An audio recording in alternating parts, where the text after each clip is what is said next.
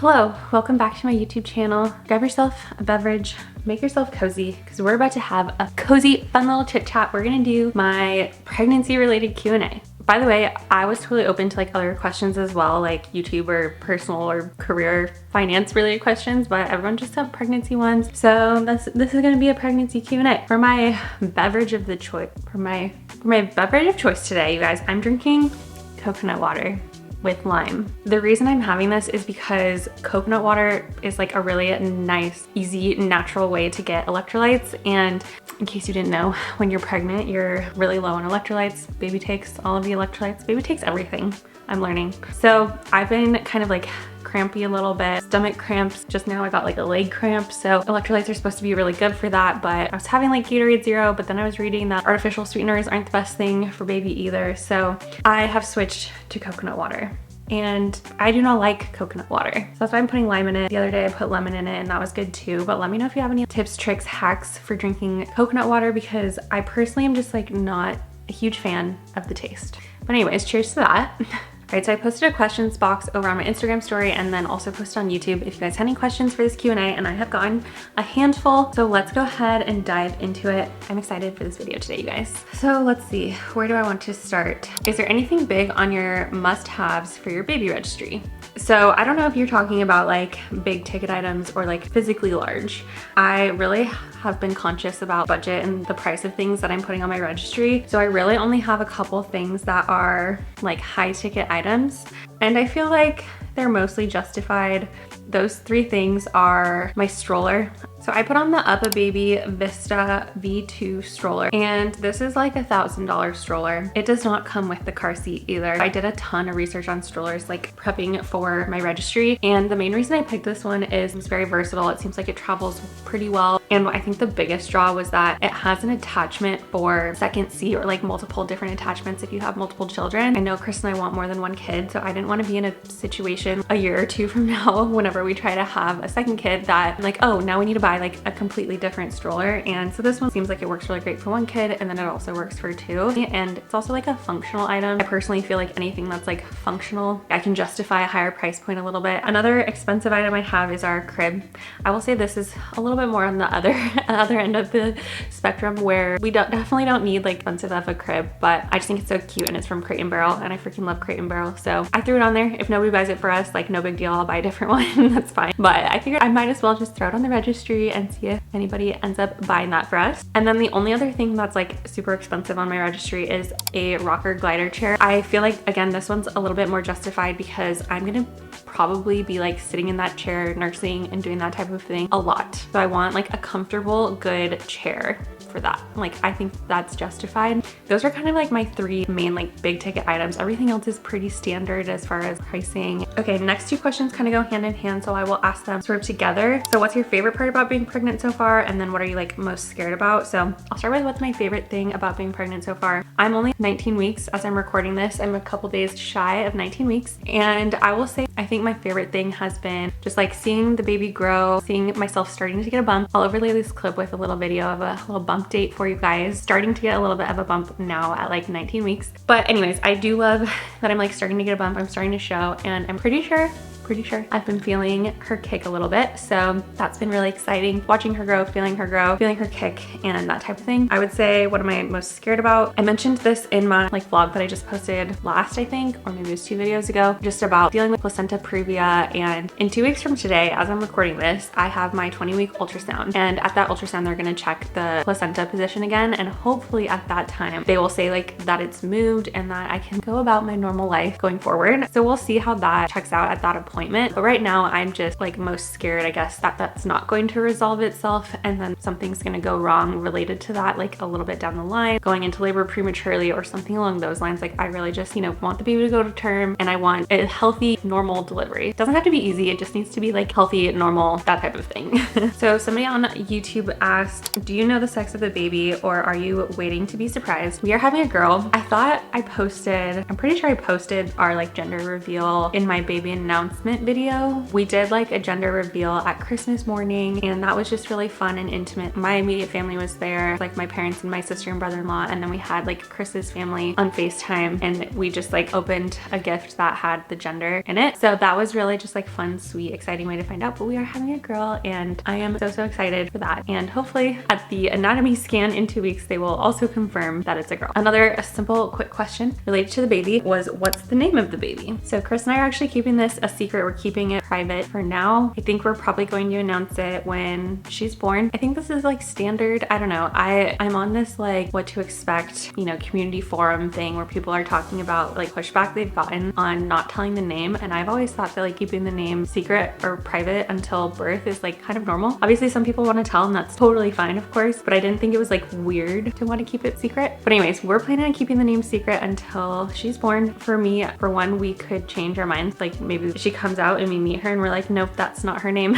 Or, you know, a lot of times, sometimes these anatomy scans and blood work tests are wrong, and what if it's a boy? And then we'll have a bunch of pink clothes and stuff, but still, what if it's a boy? There's just things. And then also, I don't want anybody else's opinion or feedback. I don't even know. I just don't want people talking about it. Next question was, what are your pregnancy workouts like? So as previously mentioned with the placenta previa stuff that I'm dealing with, I cannot work out right now. This has been the one thing about my pregnancy, I will say, that like I envisioned it going so much differently. I envisioned myself going on walks every day and having like a cute baby bump at the gym, and like being the gym girly who's posting gym workouts with her cute bump and like all this stuff. And that's just not what's happening for me yet right now. So that's okay, but it's just not what I like envisioned for my pregnancy, envisioned for myself, and it is what it is. Because of that, because of the placenta stuff, the only thing I can really do exercise wise is like go for really light walks. I was under the impression I wasn't even really allowed to do like yoga and that type of thing. So at my next appointment, I'm definitely going to clarify if I am still on this like restricted activity, if I can do yoga, if I can do stretching or anything like that, or even like upper body weights or something. But they originally told me like no lifting more than 15 pounds, no getting your heart rate up, you can go for a really light stroll outside, and that's about it. So that's what I've been doing. It sucks. If you guys know me and have been following my channel, you know that I am a very active person. So that's been really hard, like physically and mentally for me.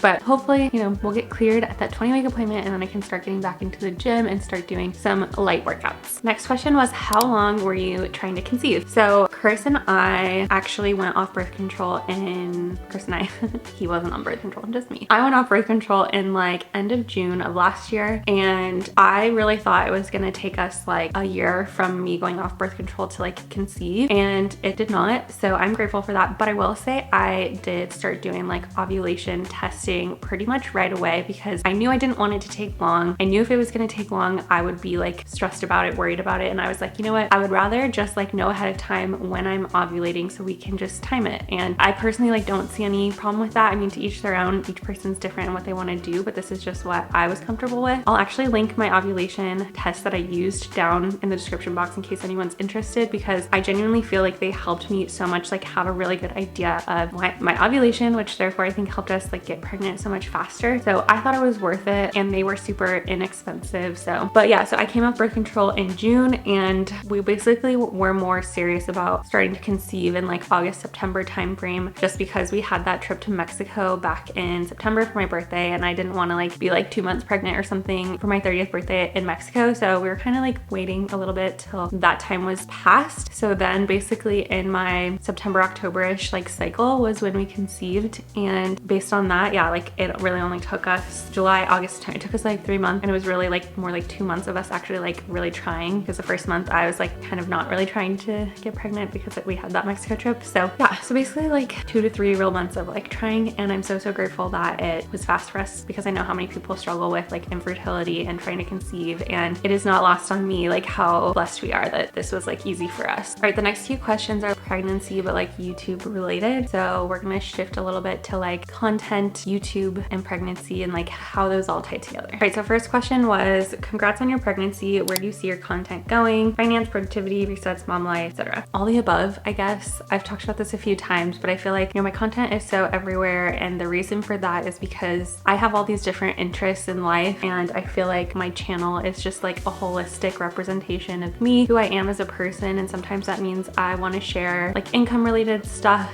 and financial wellness and tips like that. Other times I want to share like productivity, and other times I want to like be sharing things about my pregnancy or in the future like being a mom, having a newborn, things like that. Just because that's like what I'm going through, that's what I'm dealing with, and I know that there's like other people out in the world like dealing with this, with similar things. So to be honest, I see myself continuing to kind of post like a lot of different pieces and sharing as much of my life with you guys as I can and trying to be as valuable as I can. So I don't know if that answers your question, but I hope to continue to like just be doing, you know, lifestyle in the sense of like all of these pieces are my life, including mom, productivity, resets, and financial wellness. Next question was, what's your plan to stay consistent once baby arrives? I just started my newest channel, due in 3 months, wondering how other moms do it because I'm already tired. Great question. I hear you. I get tired so fast being pregnant, and yeah, it's gonna be hard. I think one thing I may experiment with a little bit is hiring out a contract editor and having them maybe do 1 or 2 videos per month, maybe even 1 video per week of editing. Because for me at least, like editing is what takes majority of the time. You know, you can get all these clips throughout your day or sit down for like an hour and record or whatever, and then you're done and you can send that off to someone else and have them sit down and spend, you know, 4, 6, 10, whatever hours editing. So I may do that. As far as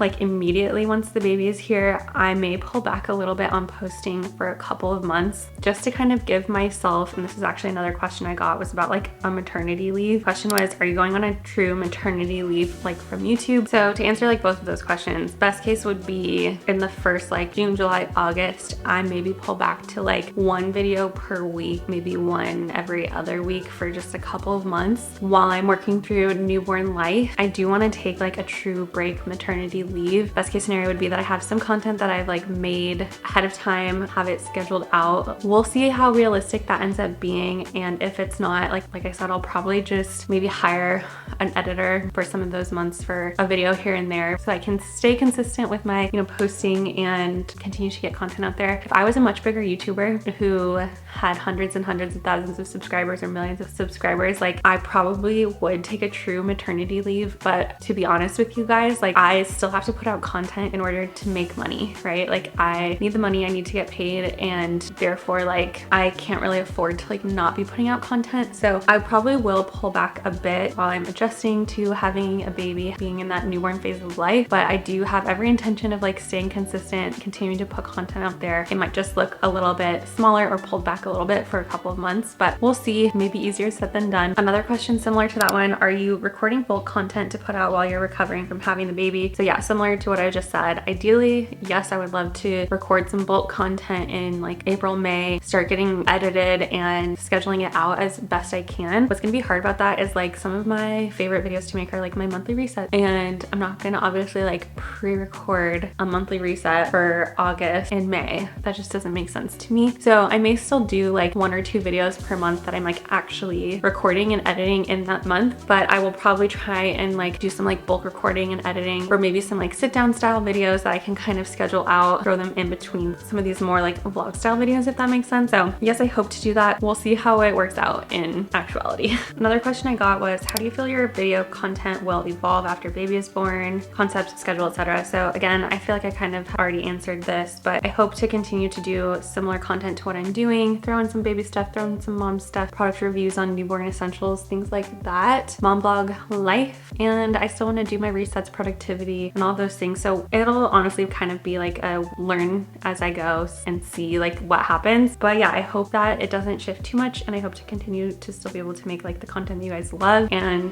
definitely for the first few months, I'm probably gonna pull back to like 1 video per week, and then hopefully can ramp it back up as I get a little bit more adjusted, get some sleep, and get used to mom life. Okay, last question I got. This is not really related to pregnancy at all, but I thought this was kind of fun. And it says, since your channel has grown so much, have you been approached in public with people recognizing you? I know you just did a pros and cons video of what it feels like to go viral, so I was just curious if you feel famous. The short answer is no. I have not been approached in public being like, you made that video. I do not feel famous at all. So what's funny though is I do follow this one YouTuber. She lives here in Vegas and she has, I want to say, around 70,000 subscribers. I just like happen to know obviously that she lives here in Vegas, and she actually lives like in the general like suburb that I live in as well. And I saw her at my local Trader Joe's one time, and I told my husband like, oh my gosh, I follow that girl on YouTube, and he was like, you should go say hi. But she was too quick. She checked out and was gone before I even like had a chance to say anything. So maybe that's the point, like 50 to 75K is where people might start seeing you and recognizing you in public. Who knows? But yeah, those are all the questions I got. That was kind of fun. I like chatting about pregnancy and my plans going forward. So we'll see. I'm really curious like how things are gonna change. Hopefully not too much. Hopefully life doesn't get too crazy. But I'm grateful to have built the community that I do have here on YouTube. You guys are also amazing and supportive, and I love that you guys care about my pregnancy because it's fun to talk about. I don't have very many friends with kids yet, so it's kind of fun to like have somebody to talk to about it. Definitely you. I do appreciate you out there listening to me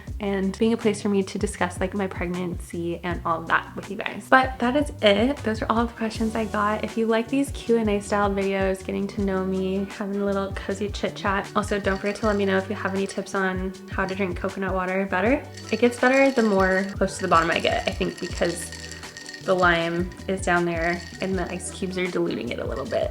That's it, you guys. I hope you guys have enjoyed this video, chit chat, this Q&A, talking about pregnancy and catching up with me a little bit. If you did, make sure you hit that thumbs up button. Leave a comment down in the comments box. I love chatting with you guys. If you have anything else to add, further questions, want me to elaborate on anything, all of that is more than welcome down in the comments. We will catch up more down there. But thank you so much for watching, and I will catch up with you guys next time.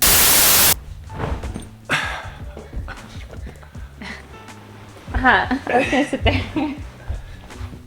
Okay, let's get focused. Ow. What's your favorite part about having a pregnant wife? My favorite part about having a pregnant wife? Wow, what a great question.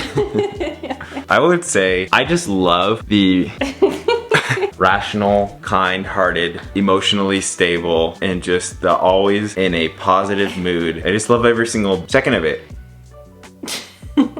What are you most looking forward to about being a parent? What I'm most looking forward to is having a daughter that will take my side, and we could team up on you and we could finally win our arguments, except I won't win. Yeah, she's gonna be on mom's side. What are your pregnancy symptoms? My pregnancy symptoms are, I've been super tired because I've been doing all of the work around here. Literally not true. Yeah, I'm just tired. That's it. Everything, otherwise I'm perfect. How do you plan on making your wife a priority after we have a newborn child? Well, I'll make her a priority by the same way that she plans to make her husband a priority, which is what? Ask you first. Yeah, but I'm testing you. How will you make your husband a priority? By making you food and taking care of the house, because I'm acts of service. Buying you presents? Yeah, that'll work. Okay, your turn. I will bless you with positive words and physical touch, and that's it. Just kidding. Acts of service. Alright, thank you for coming to my TED Talk. Good thing I'm wearing my wedding ring.